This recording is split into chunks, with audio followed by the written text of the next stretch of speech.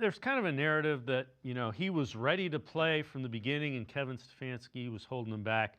Ross Tucker, a national analyst, talking about how much credit Kevin Stefanski deserves for Shedeur Sanders and where he is developmentally. In the same light that he's going to get all of the blame for all the bad things, let's give him all the credit for the positive things. I mean, if you're really going to look at it step by step, I think you could parse it out. I don't think he made that call in the 2-point play. I think that was Tommy, and, he's going to always take responsibility. He's not going to throw Tommy into the bus.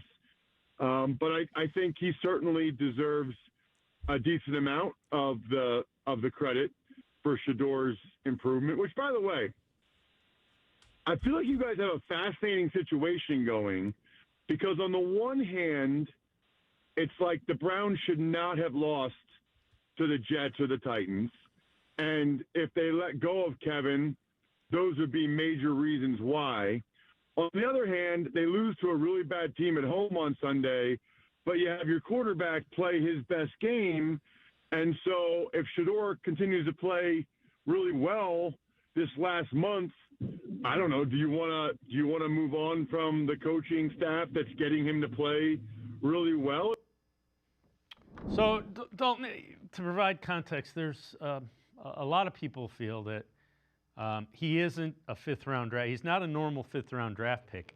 Again, kind of like the old "you are what your record says you are." When every team passes on you 4 times, and some teams pass on you a 5th time before a team takes you, you're a 5th-round pick. Doesn't mean you don't have talent, but you're a 5th-round pick. Right, and it felt like at the time of the draft that he was a 5th-round pick due to some intangible reasons. And look, if that's the case, then so be it. It's not any sort of detriment to his talents or anything like that. But he's shown you now what he's made of, right? And I think Kevin Stefanski, to his credit, he's had maybe the hardest job in football this year, coming into training camp with 4 quarterbacks who are expected, who we all expected to play at some point. We'll see Kenny Pickett this week in Las Vegas, but they've all 4 of them has played at some point at this year. 3 of them for the Browns, and dealing with 2 rookies. Mid-round rookies at the same time, and it was already a controversy drafting both of them. Having to deal with this and still finding a way for your offense to be productive is really hard. So any progress that Sanders makes from here forward, Stefanski should be given proper credit for sure.